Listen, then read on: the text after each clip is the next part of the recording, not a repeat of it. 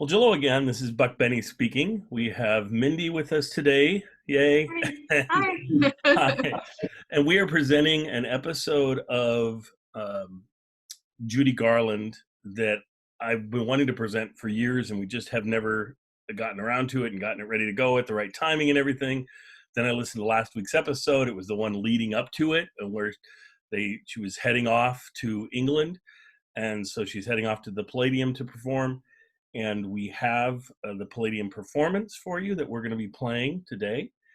It's not in the best sound quality. There's definitely issues with it, but it is listenable. And as far as I can tell, I think we've got the flow correctly. I was searching for a set list to see if I could match it up and make sure that we're in the right order.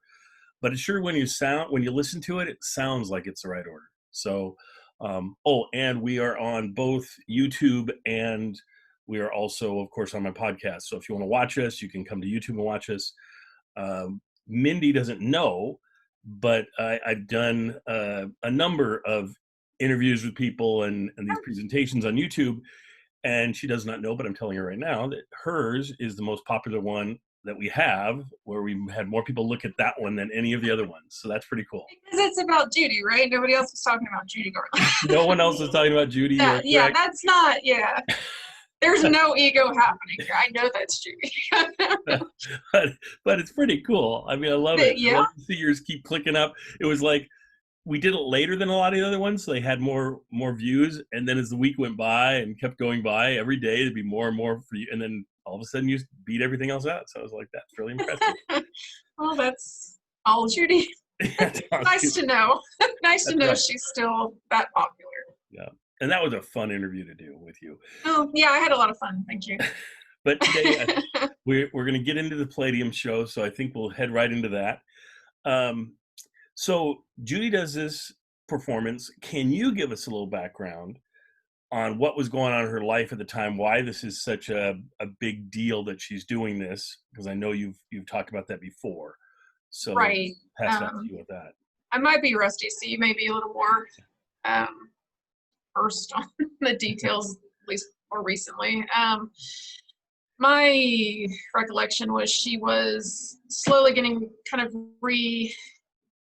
maybe a little bit acclimated to being on stage, performing. Bing Crosby had a lot to do with that. He was a huge supporter of hers. This was her big comeback. She had several, but this was very much celebrated, very much anticipated. You could hear it in the audience, actually. That was the first thing I noticed. You could just almost feel that excitement they had when she came out. And she was nervous because this was kind of a bigger project than what she had been doing, because she had her mental issues. She had her fights with, MGM. She had her history at that point of being kind of unreliable or sickly or had the dependency issues. But then this was this massive success, and critics loved it and audiences loved it. And I don't know about money. I'm sure it was hugely financially successful as well. But it really, and honest to goodness, and I hope I'm not jumping ahead of what you want to talk about, but even as you listen through the performances in like these 32 minutes, you hear her change. You hear her voice get more confident. Even though she's a confident performer anyway, you can see her just start, hear her giggle at one point at the very beginning, and I think it just opened it up from there. Her voice opened, her personality. She felt loved and accepted, and I think she was nervous that she had all this baggage. They didn't care. They just loved her, and it was just a perfect buildup of songs that they did for her. I started with the earlier stuff and worked their way up. We don't know the exact date of this one. As far as I can tell, everything I looked on said that it was sometime when she was performing at the Palladium, but she did multiple performances. It sure feels to me like, if you read between the lines, like it must, my guess would be it's the first one, that it's opening night, because like you say, I don't think she would be off like that at the beginning and then all of a sudden getting energy from the crowd. And I mean, that's what it sounds to me like. The other piece is that we were talking before we came on tonight, and that she performs just song after song after song after song and doesn't talk in between them. Right. And we were both kind of expecting her to do a big maybe intro talk, then get into a song or two, and then talk some more and do a song and talk and do a song. I was looking forward to that, and it was just interesting just hearing her do one song after another. After about the third song, you could tell something happened on stage because she's like telling the band, someone, she's saying, let's just let's just go and do songs. And so Yeah. like they were preparing for her to talk and she decided not to. She decided to just keep going. And so she does, I don't know how many songs she does. My guess is she does 7 or 8 songs before she has kind of a little bit with the audience. And then she starts talking to the audience a little more, but I think it was just her her comfort zone was, I believe, when I sing, I feel more comfortable. So I'm just going to sing until I feel really comfortable. Right. Then we're going to talk. Right. So she just performs a whole bunch of numbers and they're great. She does a fantastic job, like you say, on all the numbers. There'll be, like I say, a little skit that feels a little like she brought this in because maybe she's remembering the Bing Crosby show and all of these things she's done when she's been on radio, because it feels like a little, almost a radio bit that she's doing. Yeah. But it's by herself. I don't think she has anybody else in it, right? Not that I remember. It's funny you mentioned that it was like a radio skit, because I feel like when she was very briefly talking to the audience, she mentioned somebody, and then she does this skit. It's all very scripted, and so she's, I think, very much clinging to almost like a crutch, this format of what they decided to do, something that she had been doing that she was familiar with, and I think she was possibly hesitant to really kind of break out of what she had. I know she wasn't big on rehearsing. I remember reading that multiple times. She didn't feel like I don't want to say needed to because that sounds arrogant, but she wasn't like huge on rehearsals. That actually got demonstrated in the movie Judy. I was going to say, in the movie they brought that up. She asked her to rehearse and she's like, oh, I don't need to rehearse. And it's not even like, I know that sounds arrogant, but it doesn't feel arrogant. I think she's just one of those performers who never felt like it was better if she didn't. Correct. And with like this, it's the take away from the performance. If she practices, it'll make her maybe get more tired of the song, or the song not fresh to her, and that won't come across to the audience. So she didn't want to rehearse that much, which makes sense.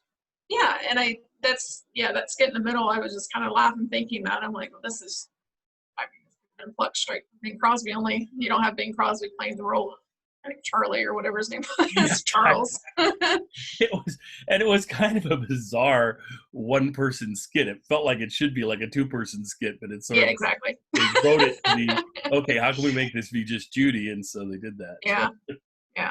It worked. I mean, it's fine. And I like how it's intercut this with the song. She sings a little and then she talks and sings and talks and sings and talks for that little bit. The other thing that got me, I don't know if it crossed for you or not, at the end, towards the end, like maybe the third song from the end or so, the band starts playing the beginning notes of Somewhere Over the Rainbow. And you could just hear in the audience them they're ready. They're like, yes, here it is, and I started to tear up because it was just like, you could just feel the love and them wanting to hear that. And then she does something hilarious. She just says, oh, wait, we're going to sing a few more songs for, and then she just goes into some other songs that are great songs and everything. Yeah. And then eventually she slides into Over the Rainbow, like two or three songs later. Yeah. And when she slides into Over the Rainbow, it took me a minute to go, oh, she's singing it now. kind of lost my energy from before. It was like, oh, wait, now she's in the song. But it's a nice rendition of it and everything. It just was really funny, the timing and how she did that. But did that strike you? Yeah, it did, because the audience, mind you, I'm on a treadmill and I have like a cramp in my leg that makes my foot go numb, and I'm still going through, and she got me through with the trolley song at some point. It was very helpful, but what I was noticing was as her energy was building their energy, their response to these songs started getting just more vocal and longer. And you, like you said, you could just feel that emotion. It was so incredible that you can't, a lot of times when you watch performances, you can see the emotion in people's faces and you can see the performer react and you could hear it. The fact that it came off so strongly just in the audio, I think to be there must have been just breathtaking. It really, they react, just each song is one big explosion after. It's just great. Well, that's why I wish we had this recording in ultra high quality or something, because yeah, I've been listening to some of her other concerts. Certainly there's a Palladium, because I was seeing if it was out there anywhere, and I'm like, I don't think this is. But there was a Palladium she did performance from 1960, maybe 62 or something like that, 61, 62, like a decade after this. And she and Liza did it together. And so I listened to pieces of that, and I listened to a few of her other performances, and I just felt like this one has more, of course, because it's a decade earlier, of that younger Judy sound, and the just I wish it was preserved better, I guess is what I would say. The other question is, like you were saying, it's like 30 plus minutes long. I have trouble believing this is the whole concert, but maybe back then, I know they gave really short concerts. But she does say at one point, she says, oh, they're requesting, they're shouting out songs or something. And she's like, oh, we'll get to everything. We're going to play all night. We're going to be 5 songs later, she's done. So like, okay. I wondered that too, because I thought, I couldn't tell because of the audio kind of getting a little hissy. I didn't know if that was,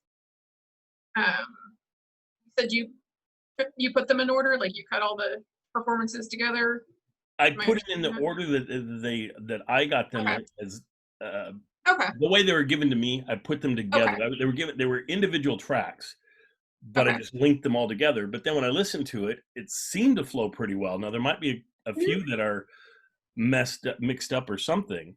That's what I was wondering, if there was more. I mean, some of these songs are only a couple minutes long, so I'm wondering if they maybe got dropped because of a quality issue or. It's possible. It's possible. Yeah. And I was out at a site earlier today looking, and I thought there were a couple songs from the Palladium performances, didn't say which performances, that were songs that weren't in this set. So I'll look, and if they are, and if they sound pretty compatible, I'll probably link those into somewhere. Because obviously, since I don't have a track list, I can't mess it up any more than it probably already is. So I'll just kind of figure out where to put these things in there. But hopefully someday we can find an official track list and make sure that it's in the correct order and all of that. You know, it was so celebrated. I can't imagine there's not something or some kind of compilation CD or something. Well, I'm glad you brought it up, because I think what maybe people know, maybe they don't. Like you didn't just get handed like the keys to a closet and say, oh, here's all this stuff. Would you like to present? You hunt this stuff down. And so I know Gotira Rob, I believe he hunts things down because he's emailed me before. And sometimes I don't see the email until weeks later. I'm so sorry. But you guys actually are finding and compiling like curators. And I think that's impressive, and I think it's should be appreciated and celebrated. Well, thank you. Thank you. Yeah, because it's one thing I found. Yeah, thank you. One thing I found today, I'll share it with you guys. I was gonna not, but I'll go ahead and connect it onto this thing. It's a really bad interview of it's Lucy. The interviewer's name is George, and he's some famous George, because everybody just calls him George, and like they recognize him immediately. Oh, hey, George. So, I mean, because I don't think many people can go up to, in 1951, to Desi and Lucy and say, hey, Desi and Lucy, come over here. I want to talk to you for a minute. Oh, hey, George. Okay. And they come over and chat. But their chat, his questions are like, I'm like, oh, there's so many better questions I could ask. He's like, so, are you looking forward to the show? Yes. Oh, that's so interesting. And he's like, what are you hoping to get from the show or something like that? And oh, I just love to see my friend Judy. We love her so much, and this is what Lucy says or something. And then he's like, "Oh, oh, I gotta go." And then he leaves and goes somewhere else. Like he has two questions. And Oh then yeah. he gets a hold of Judy after the performance. This is now she went to the Palladium, did the performance there in England. Then it was such a big hit that she came back and kind of redid the same thing, I believe, in New York first, and Okay. then she came out to California, and this is her being out in California. So, so my friend George then finds her. One talks about how she's in blackface because she had just been performing what Mhm. I don't, not me and my shadow, but couple of swells, I think is the song. Anyway, so Yeah, she I can't performed a remember. song where she does it in blackface, and so she says she's still got her Yeah. blackface on. So now he's interviewing her, and he says, so was the is the New York audience better or the California audience better? And you can tell she's like, how do you answer that? I can't. So she goes, oh, they're about the same. They're equal or something like that, because she, of course, has to give a diplomatic answer. Right. And so every question he was asking these people, they couldn't really answer because the way he's asking it. And Yeah. you know, you could, there's a million things he could have said. But anyway, he talks to her for a couple minutes. It's bad. But I think what's really interesting is to hear her voice, Mhm. because it's her talking voice, her normal, I think it's a normal voice that she uses just, in an interview. This guy's talking to her, so she uses her normal voice. And it is completely different than the voice she uses on the Bing Crosby shows that she did just a month or so earlier, right? So it's just interesting that I didn't realize that she could slide into that whole, oh, Mr. Crosby, it's so good, that higher register, sort of Yeah. younger, Yeah.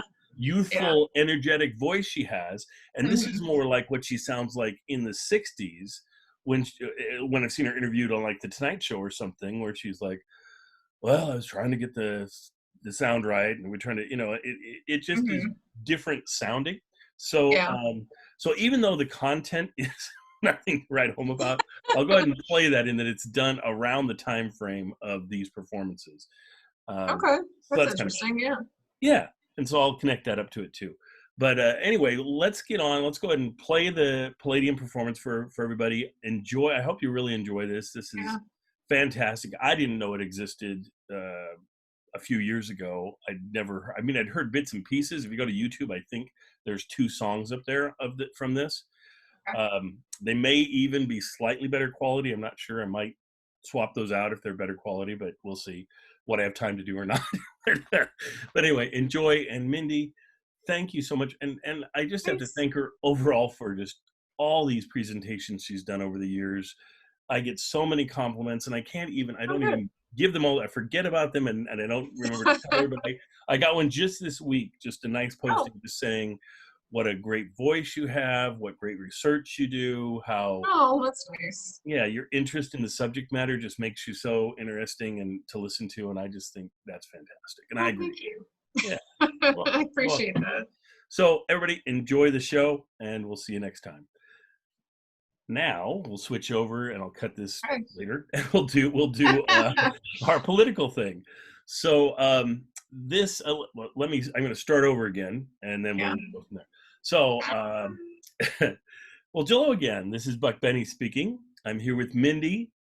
She has a few political views and things that we talked about last time I had an interview with her. This is my political podcast. Let's see what it's called. Politically left, right, or wrong. And this will be our fourth episode, I think. I Oh. wanted to do a special one because this one is just about help me with it, Kamala Harris, who Almost. is Kamala Harris, Oh, what who I've is been our told. new vice presidential pick for Joe Biden, and it just came out today that he was going to go with that.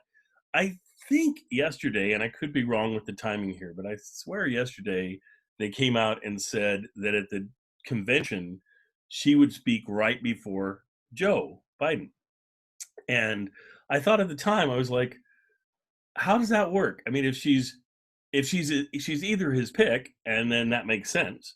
If Hmm. she's not his pick, I think that kind of would insult his pick that he's got somebody that was kind of in the running for vice president, and Right. he's going to be the speaker right before the president, which is the most coveted spot for anybody.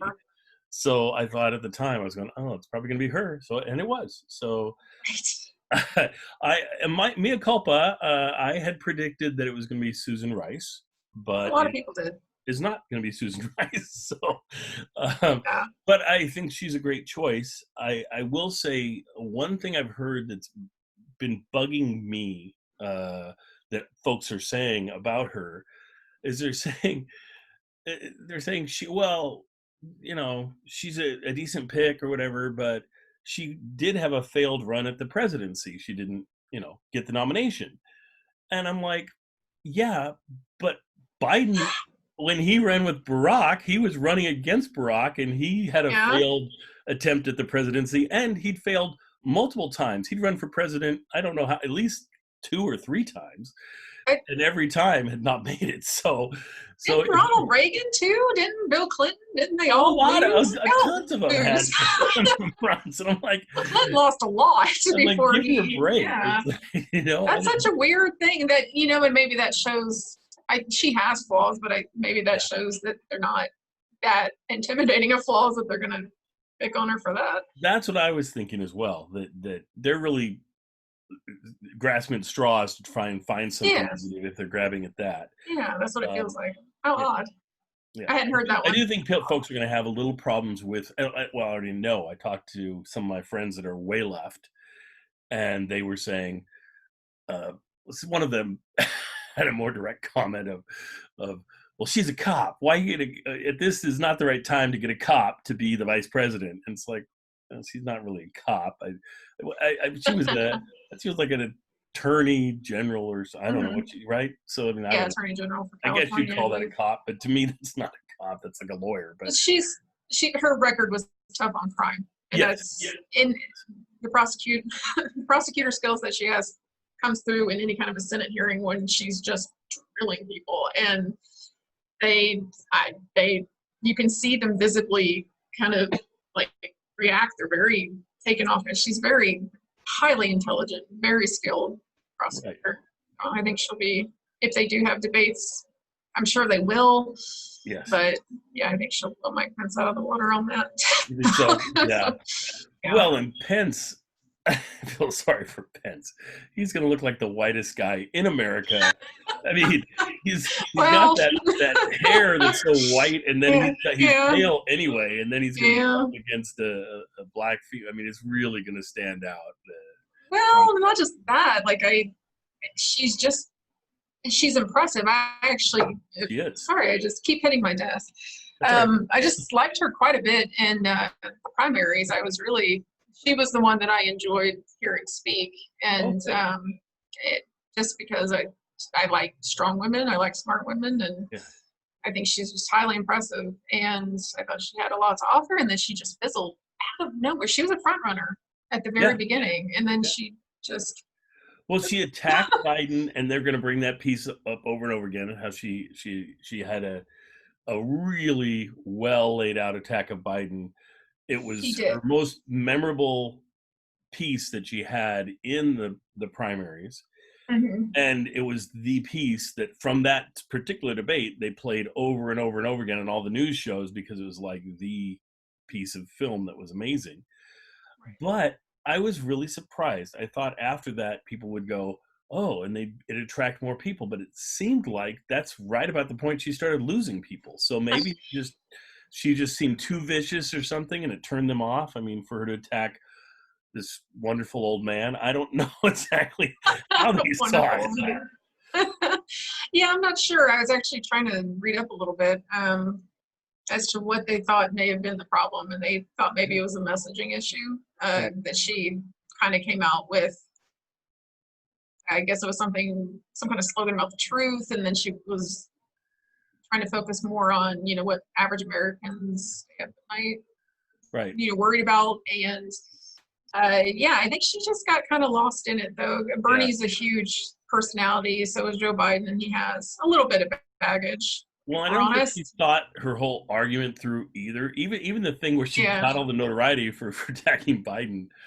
I mean, after the fact, they questioned her about it, but the reality is her stance on busing is the same as Biden's stance on busing, and now at least. So it's like there's no difference. So why did you attack him so much when in reality you have no difference? You didn't like his Well, approach in the '70s or something, but sure. Well, and I think, yeah, probably trying to get something, some kind of wedge, something. yeah, And the thing, I mean, if they want to focus on the fact that she really attacked him in the primaries, bring it on, because that shows multiple things that are in stark contrast to what we've dealt with for 4 years. And that's somebody who can forgive, that's somebody who can bridge a gap after they've been wrong, that's somebody on Kamala's side who can disagree with the person in charge, not be a yes woman, and actually bring something to the table other than blind obedience and boot kissing, which is all we've seen from his people since he's been in there. So bring that on, because I think that illustrates the character of both of them and something that they can build on to bridge all of these massive gaps in society that Trump yeah. is just hell-bent on exploiting. Well, That's, yeah. I was bringing you here. I was hoping you would express yourself. I don't know. I wish you wouldn't hold back so much. Let us know your true feelings. I like strong women. I like. I We. wonder why. I just. Yeah. It's Oh, just that's great. That's no. yeah. Yeah. You're never gonna wonder maybe what I'm thinking. That's. Let it Yeah. out there. I try Uh, to be tactful. yeah, that's right. Well, and I think what you just said, I think it goes for both of them. I think both she and Biden obviously had something between them that they, whether it was a real big thing or more of a dust up because of the debate. I mean, and who Mhm. knows? But they were both able to obviously get past it, realize working together is the important thing, and that's kind of what we want in our country to realize is we can get past things and we can work through things. I think that's a decent lesson to have. So hopefully they will make a great team and be able to get out there and you know uh, do the things for the people that would be helpful to the country and things. I'm hoping that Trump and Pence will do the same thing. I'm just sometimes I have to wait a long time, but True. yeah. Well, it looks like Yeah, and I right think. now, I mean, it looks like Trump currently is desperately writing a lot of those orders that are just done by him and get out there and Sure.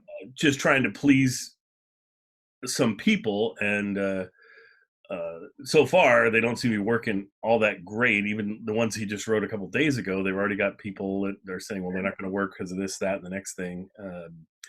Hmm. It's got to be. I mean, Like what? honestly, it's got to be Yeah. frustrating for any president when you can't do the things that you want to do, and the Congress won't let you do them, and then you're like, okay, well, can I just do executive order and do it myself? When the reality is, oftentimes you can't. And I Right. totally, yeah, it would be one of the most frustrating jobs in the world to be the president and be totally stuck on how your Senate and Congress work together or don't. Um, but Hmm. that's why you and I aren't running for president. So, I was gonna say you can call up President Obama. I'm sure he has feelings about that. oh, I'm sure he does. The Well, and obstructionist well, that Obama he dealt with. at the funeral for Mr. Lewis, they he mentioned that they should maybe do away with the filibuster, and I could definitely see how he would have been frustrated with the filibuster all that time because after he was in there for 2 years, the next 6 years he'd lost the Senate that whole time, and so they would block Hmm. everything that he wanted to do, and that would be terribly frustrating. And so not having a filibuster would allow you to do more things. I don't know. I don't know if you because you of course you eliminate it for your side, then you're eliminated for all future times, right? And so if Republicans are in In charge, theory. they're going to be able to do what they want to do. When the Democrats are in Sure. charge, they'll be able to more easily do what they want to do, which might be a better thing. I mean, I feel like we're in impasse so much of the time. maybe that would help people decide as to which party they really think is making the best choices. I don't know. Well, and I think about this often because I lived in Kentucky for years, and I saw the I don't even know how to word that, the kind of economist thing that goes on there, where they're more than willing to elect Democratic governors, and overwhelmingly they do, Yeah. but they cannot let McConnell go. They just can't, even though he does nothing for them. And I think what has been so infuriating is not because I'm Democrat and he's blocking Democratic ideas and all that. It's the idea that founding fathers and our founding documents never anticipated the tyranny or the possibility of a king coming along and controlling everything in the Senate. They didn't see that, and yet that's what he's become. And there is, as far as I've ever read or talked about, there is no way for, even if his own party disagrees, yeah, we want to have all of these bills on your desk, go to a vote. He shouldn't be able to block voting on bills. There should be ways to override him within the Senate. There should be ways for the American people to override the Senate if they're not doing anything. Right. And we shouldn't have to be, basically what you're talking about is a man who has controlled for years a whole branch of government, and one state elected him, and not even everybody in that state. Right. They elected him to this body, and then a very, very small portion of that body made him the Senate Majority Leader. Yep. So what, a few dozen people elected a king, and the entire country has to deal with it, but we don't have any way to make anything happen about that. The only way we have to deal with it that I know of is every few years we get a chance to vote him out. Every 6 years, I guess it is, right? They won't do it. I know. We'll see what happens this time. But yeah, it's definitely a frustration. And I think it'd be a frustration no matter who's doing it. But I tell you what, I just saw someone pull up that I need to go see. So I think we'll cut it there. That's a good ending point. I wanted to keep this short anyway. But I loved your views, Mindi, and I love you sharing with us. And hopefully, some point you'll be back and visiting us again on our political podcast. She's always over on the Judy Garland podcast. So if you guys want to catch the Judy Garland podcast and hear more from Mindi, she does a beautiful job introducing all those shows. Thank you. And yeah, she really does. And I just am so enamored that she was willing to come here and talk to us about politics too, which is, I love her views on it. I love her passion about them and things. I do, like she said, I do need to find someone on the right at some point to get on here because this is supposed to be right and left, but it's been more left than right. But that's okay. I will work on my friend. He is center right. He's not super conservative. He somewhat used to be, but he feels a little bit politically homeless right now because he doesn't agree with the majority of the party. I am trying. I asked him, kind of floated it out there. He doesn't think he would have anything anybody would want to hear. I'm like, what makes you think I do? I'm just going to be angry about you just join with us. We don't have anything anyone wants to hear either, but we put it out there, so there you go. But anyway. And I'm not always angry. No, Mindi, you're not. And I don't think you're angry today. You were just expressing yourself passionately. That's great. That's what we want. That's what makes interesting listening versus us just, not saying much of anything. So, hey, awesome. Well, and I hope this whole vice presidential pick works out well for Biden. And, because I like both parties to put up the very best people they possibly can. And then Americans decide between the two what they want to do. So anyway, but thank you again for joining us. And we'll catch you sometime later, Mindi. Have a great week. Bye, everybody. Mindi, do you want to say bye? Bye.